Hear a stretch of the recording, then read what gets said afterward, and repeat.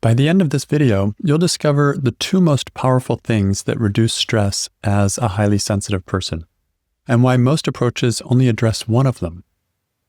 In this video, you'll discover how to support yourself through self-care in a way that actually restores your energy, how attachment sits at the unseen root of emotional stress, and how letting go begins when you create the right conditions. There's something I see often with highly sensitive people. They're trying to feel better, and they're often resting more, and they're setting boundaries, and they're doing things that are supposed to help. And sometimes those things do help, but not all the way. There's still a kind of background stress that tends to linger, or it goes away for a while and then comes back. And that can be confusing because it starts to feel like, what else am I supposed to do? I'm doing all these things. Isn't that enough? And what I've seen over time is that stress tends to come from two different places. And if we only address one of them, it can feel like we're doing a lot without actually getting the relief that we're really looking for. One source of stress is your nervous system. This is where self-care really matters. As a highly sensitive person, your nervous system processes more, just naturally. It processes more input, it processes more emotion, it processes more subtlety. This is really the definition of what it means to be a highly sensitive person. You have depth of processing. So your nervous system naturally needs more recovery, not just once in a while, but built into your life. This can look like having a rhythm to your day or to your week that includes real downtime, time that isn't productive, time where you're not engaging with other people, time where your nervous system can settle and you can get that more calm experience. It also can include physical support, like movement that regulates your nervous system rather than stimulating it.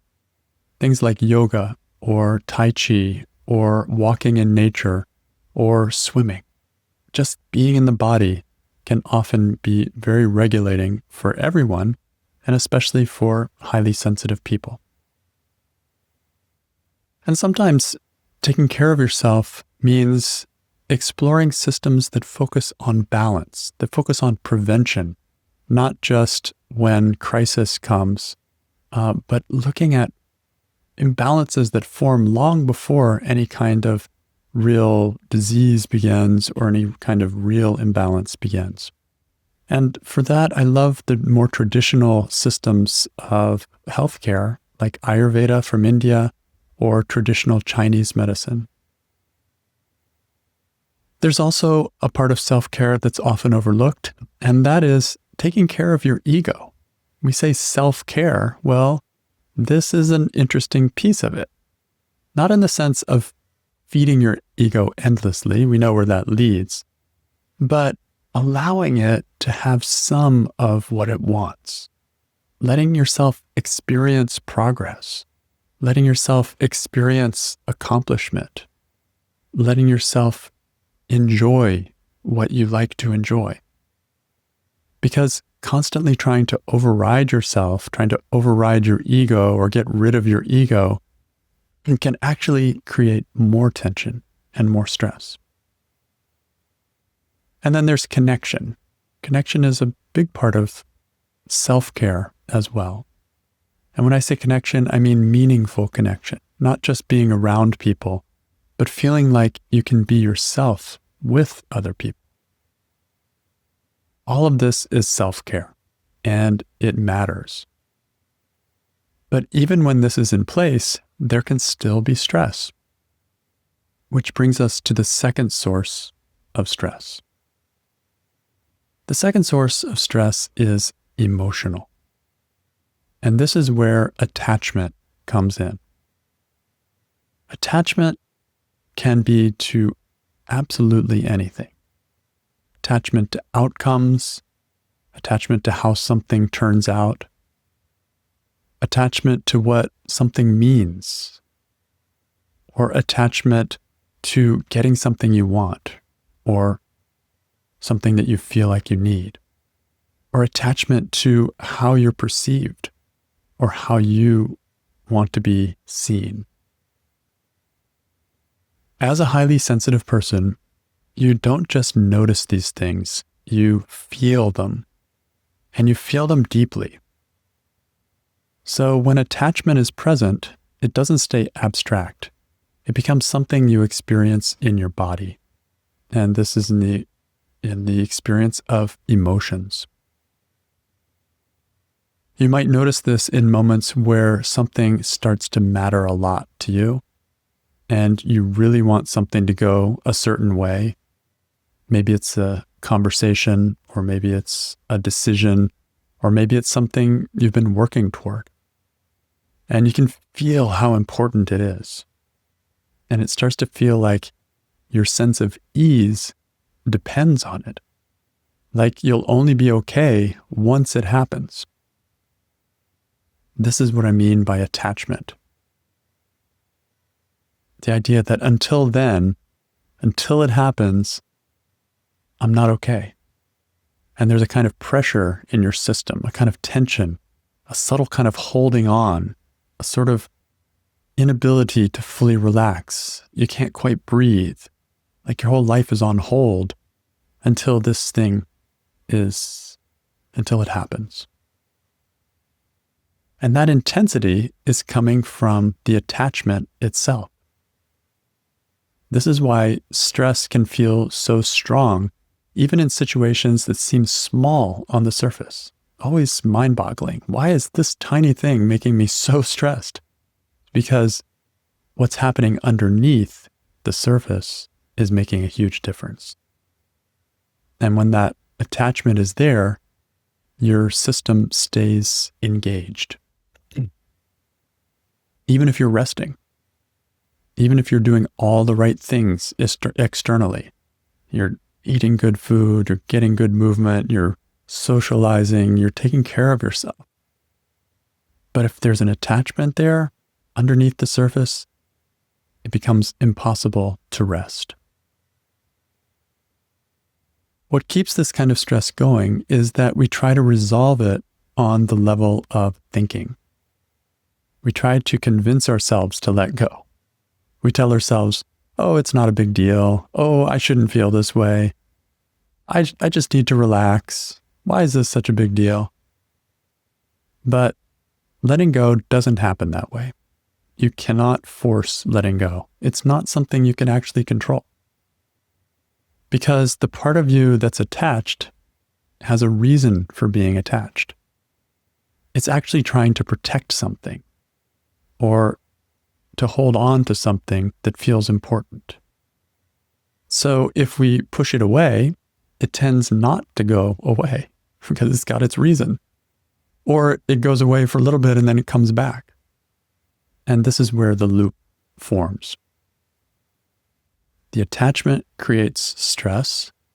The stress makes us want relief. Then if we try to force relief, then the attachment still stays solidly in place, and around we go. But it's possible to approach this differently. Instead of trying to force yourself to let go, or trying to let go intellectually, you can start by creating the conditions where letting go can actually happen. And this begins with awareness. Gently noticing what's happening inside you. What are you attached to? What feels like it has to go a certain way? What are you needing in this moment? When that's seen clearly, something begins to soften because the part of you that's holding on starts to recognize the cost of holding on. This is where approaches like the work of Byron Katie can be so helpful, because they don't push the mind. They don't try to override the attachment. They create space for it to be seen. And when it's seen, it often begins to release on its own. Letting go is actually effortless when it happens naturally. But the conditions matter, and those conditions include both awareness and support.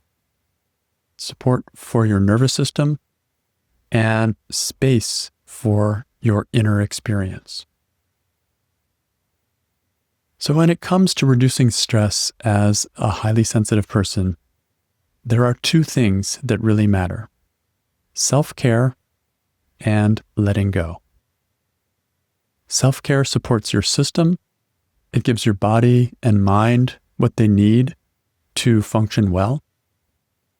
Letting go addresses the emotional layer, the part that holds on, the part that creates pressure from the inside. And when both are in place, something begins to gradually change. There's more space, more ease, and less of that background tension. And from there, life starts to feel lighter and lighter and more deeply relaxing. In this video, we looked at how to support yourself through self-care in a way that actually restores your energy. And we saw things like routines that include regular rest and alone time and socialization. These are important, along with looking at how to balance your health and good movement, good exercise, and even caring for your ego can be a way of taking care of yourself and reducing stress to some degree. We had then looked at how attachment sits at the unseen root of emotional stress. Underneath every stressful emotion is an attachment. And it usually sounds like this: I want, I need, they should, I am, I'm not. And so to whatever degree we hold on to those thoughts strongly, tightly, that's how the stress becomes stronger. The attachment is stronger. When the attachment is stronger, the stress is stronger. And we looked at how letting go begins when you create the right conditions. You can't just pry your hands off of what you're gripping onto.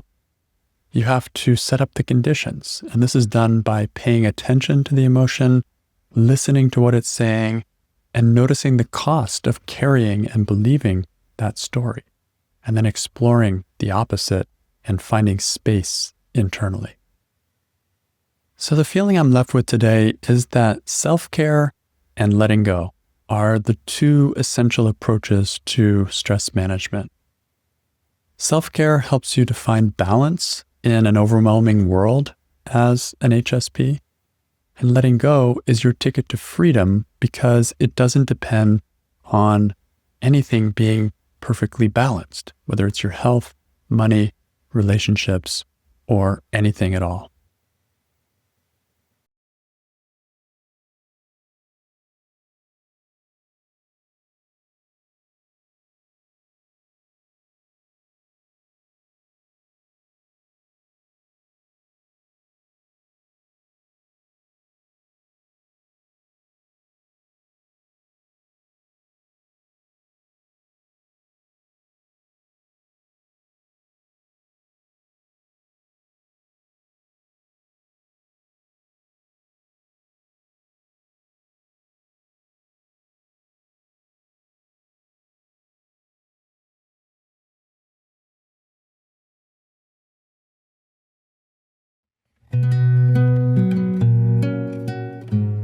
Tired of feeling overwhelmed by everything all at once?